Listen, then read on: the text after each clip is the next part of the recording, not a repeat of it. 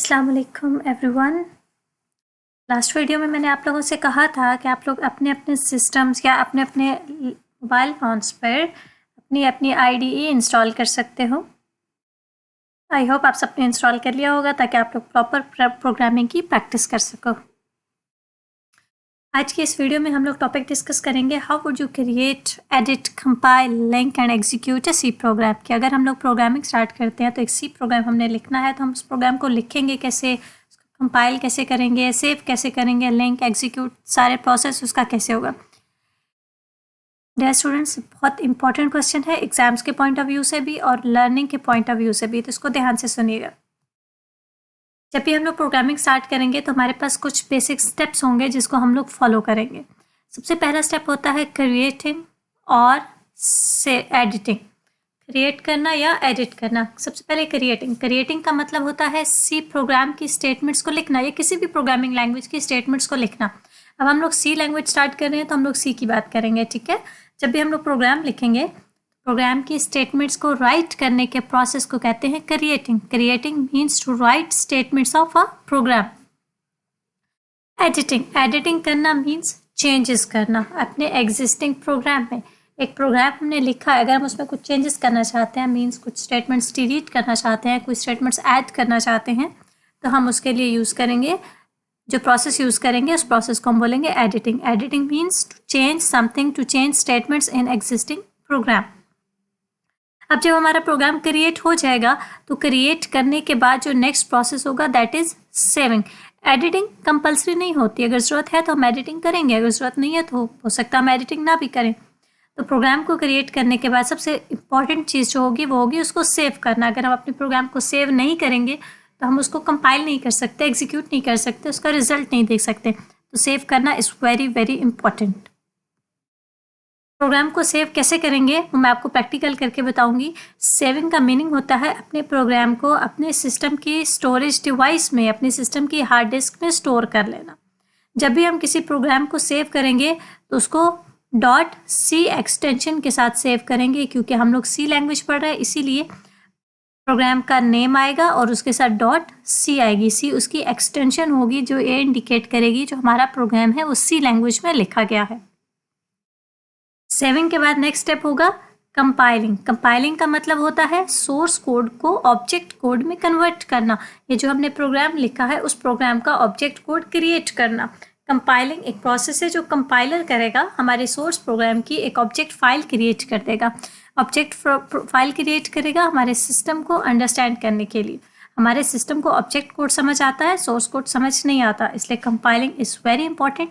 जब तक object code create नहीं होगा हमारे सिस्टम को समझ में नहीं आएगा कि हमारा जो प्रोग्राम लिखा हुआ है उसका मीनिंग क्या है, उसका रिजल्ट क्या जनरेट करना है।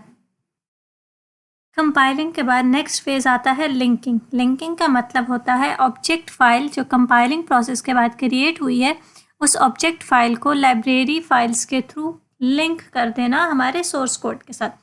हम अपने सोर्स प्रोग्राम में लाइब्रेरीज यूज़ करते हैं, लाइब्रेरी फाइल्स यूज़ करते हैं। लाइब्रेरी फाइल्स ऑब्जेक्ट कोड को लिंक करती है सोर्स कोड के साथ। इसका मतलब ये है कि हम लोग अपने प्रोग्राम में जितने फंक्शंस यूज़ करेंगे उन फंक्शंस की डेफिनेशंस होती हैं लाइब्रेरीज के अंदर, तो लाइब्रेरीज को ऑब्जेक्ट कोड के साथ लिंक करना बहुत ज़रूरी होता है। इस लिंक के प्रोसेस को कहते हैं लिंकिंग हम लोग खुद नहीं करते, वो ऑटोमेटिकली होती रहती है। इसलिए जब हम सी प्रोग्रामिंग करेंगे, हम लोग सी के प्रोग्राम्स लिखेंगे तो लिंकिंग प्रोसेस हम खुद से नहीं करेंगे बल्कि वो ऑटोमेटिकली होती रहेगी। हम सिर्फ अपने प्रोग्राम के अंदर लाइब्रेरी फाइल्स को यूज़ करेंगे। जब हम लाइब्रेरी फाइल्स को अपने प्रोग्राम में यूज़ करेंगे तो लिंकिंग खुद ब खुद होती रहेगी। लिंकिंग के बाद नेक्स्ट इंपॉर्टेंट फेज होता है एग्जीक्यूटिंग मीन्स अपने प्रोग्राम को रन करना और उसका आउटपुट जनरेट करना। जैसे ही आप अपने प्रोग्राम को रन करेंगे तो हमारा आउटपुट जनरेट हो जाएगा और हमें हमारे प्रोग्राम का रिजल्ट नज़र आएगा। ये थे कुछ स्टेप्स। अब मैं आपको ये सारे स्टेप्स प्रैक्टिकली करके दिखाती हूँ अपने सॉफ्टवेयर पे। ये मैंने अपना सॉफ्टवेयर ओपन कर लिया है जिसका नाम है DevC++। मैंने आप लोगों से कहा था कि मैं आप लोगों को जो प्रोग्रामिंग कराऊंगी वो DevC++ पे कराऊंगी, क्योंकि DevC++ लेटेस्ट सॉफ्टवेयर है, आजकल मोस्टली प्रोग्रामर्स इसको यूज़ करते हैं। आप लोगों की बुक के अकॉर्डिंगली TurboC++ भी आप लोग यूज़ कर सकते हो।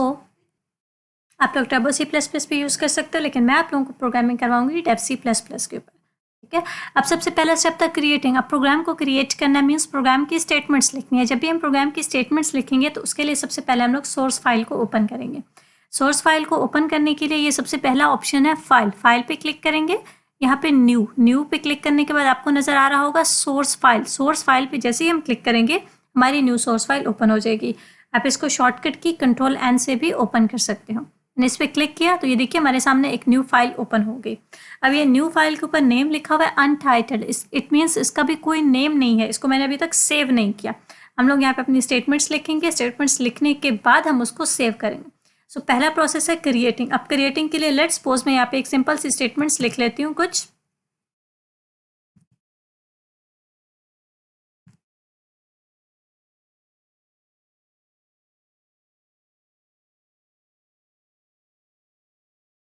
ये मैंने यहाँ पे कुछ स्टेटमेंट्स लिख ली, बिल्कुल सिंपल सी एक सी प्रोग्राम का एक मेन स्ट्रक्चर लिख लिया। अब ये मैंने यहाँ पे कुछ स्टेटमेंट्स लिख, ये स्टेटमेंट्स मैंने राइट कर लिए। इट मीन्स मेरा प्रोग्राम क्रिएट हो चुका है। पहला स्टेप था क्रिएटिंग। क्रिएटिंग के बाद सेकंड स्टेप होता है सेविंग। अब हमने इस प्रोग्राम को सेव करना है। सेम हम शॉर्टकट की Ctrl+S से भी सेव कर सकते हैं, या सेकंड ऑप्शन होता है हम लोग फाइल पे क्लिक करेंगे, यहाँ पे ये देखिए सेव का ऑप्शन है। जैसे हम सेव बटन पे क्लिक करेंगे हमारे सामने एक विंडो अपीयर होगी। इस विंडो से पता चलेगा कि हमने अपने प्रोग्राम को सोर्स फाइल को कहाँ पर सेव करना है। हम कहीं पर भी सेव कर सकते हैं। लेट्स सपोज मैं अभी इसको डेस्कटॉप पे सेव कर लेती हूँ और यहाँ पे हम लोग देंगे अपनी फाइल का नेम। मैंने यहाँ पे फाइल का नेम दे दिया practice1। ठीक है, हमारा फर्स्ट प्रोग्राम है इसलिए मैंने इसको practice1 का नाम दे दिया। .c एक्सटेंशन है जिसे पता चलेगा कि हमारी जो फाइल है वो सी लैंग्वेज की है। डेव C++ पे अगर हम लोग एक्सटेंशन लिखना भूल जाते हैं या एक्सटेंशन नहीं भी लिखते तो इसमें हमारे पास बिल्ट इन एक्सटेंशंस होती हैं जो ऑलरेडी इसको सी में ही सेव करेंगी। लेकिन अगर आप कोई और सॉफ्टवेयर यूज़ कर रहे हैं तो आपके लिए ये एक्सटेंशन लिखना बहुत ज़रूरी है, स्पेशली टर्बो C++ पे। उसके बाद हम लोग इसको सेव करेंगे। अभी हमारा प्रोग्राम सेव हो चुका है। सेव करने के बाद हमने इसको कंपाइल करना है। कंपाइल करने के लिए हम इसको एग्जीक्यूट पे क्लिक करेंगे। यहाँ पे देखिए कंपाइल आपको लिखा हुआ नजर आ रहा है। F9 से हम इसको शॉर्टकट की से डायरेक्ट भी कंपाइल कर सकते हैं।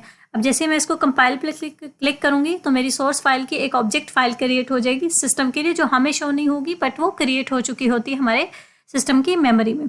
मैं कंपाइल पे क्लिक करती हूँ, हमारा प्रोग्राम कंपाइल हो चुका है। ये देखिए नीचे रिजल्ट लिखा हुआ आ रहा है कंपाइलेशन रिजल्ट्स, एरर 0, वार्निंग 0।